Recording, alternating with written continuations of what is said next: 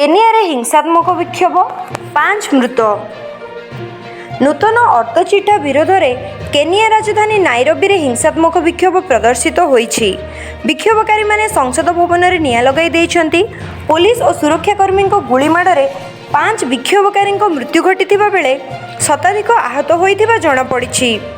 ଆଜି ସଂସଦ ଗୃହରେ ନୂତନ ଅର୍ଥଚିଠା ଉପସ୍ଥାପିତ ହୋଇଥିଲା। ଏଥିରେ ନୂତନ କର ବ୍ୟବସ୍ଥାର ପ୍ରାବଧାନ ରହିଛି। ସାଂସଦମାନେ ଏହି ଚିଠା ପ୍ରସ୍ତାବକୁ ବିରୋଧ କରନ୍ତୁ ବୋଲି ଦାବି କରି ବିକ୍ଷୋଭକାରୀମାନେ ସଂସଦ ଭବନ ବାହାରେ ବିକ୍ଷୋଭ ପ୍ରଦର୍ଶନ କରୁଥିଲେ। ତେବେ ସାଂସଦମାନେ ଚିଠା ପ୍ରସ୍ତାବକୁ ସମର୍ଥନ ଦେଇ ଗୃହୀତ କରାଇ ନେଇଥିଲେ। ଗୃହୀତ ହେବା ଖବର ପ୍ରକାଶିତ ହେବାର କିଛି କ୍ଷଣ ମଧ୍ୟରେ ବିକ୍ଷୋଭ ପ୍ରଦର୍ଶନ ହିଂସାତ୍ମକ ରୂପ ନେଇଥିଲା। ସହସ୍ରାଧିକ ବିକ୍ଷୋଭକାରୀମାନେ ସଂସଦ ଭବନ ମଧ୍ୟରେ ଧସେଇ ପଶିଥିଲେ। ଯେଉଁ ବିରୋଧୀ ଦଳ ସାଂସଦମାନେ ଚିଠା ପ୍ରସ୍ତାବ ବିରୋଧରେ ଭୋଟ ଦେଇଥିଲେ ସେମାନଙ୍କୁ ବାହାରୁ ଛାଡ଼ି ଦେଇଥିଲେ, କିନ୍ତୁ ଚିଠା ପ୍ରସ୍ତାବକୁ ସମର୍ଥନ ଦେଇଥିବା ଶାସକ ଦଳର ସାଂସଦଙ୍କୁ ଅଟକ ରଖି ସଂସଦ ଭବନରେ ନିଆଁ ଲଗାଇ ଦେଇଥିଲେ। ବିକ୍ଷୋଭକାରୀଙ୍କ ଉଗ୍ର ରୂପକୁ ଦେଖି ସାଂସଦମାନେ ପ୍ରାଣ ଭୟରେ ଦୌଡ଼ି ପଳାଇଥିଲେ।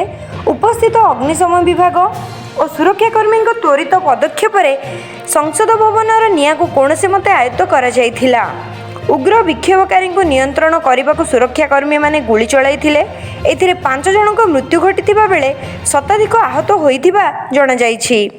ପୋଲିସର କାର୍ଯ୍ୟାନୁଷ୍ଠାନ ପ୍ରୟରେ କେନିଆର ବିଭିନ୍ନ ସ୍ଥାନରେ ବିକ୍ଷୋଭ ପ୍ରଦର୍ଶିତ ହୋଇଛି।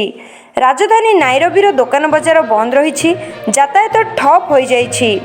ଅପରପକ୍ଷରେ ପୋଲିସର ଏଭଳି କାର୍ଯ୍ୟକୁ କେନିଆ ମାନବାଧିକାର କମିଶନ ତୀବ୍ର ନିନ୍ଦା କରିଛି।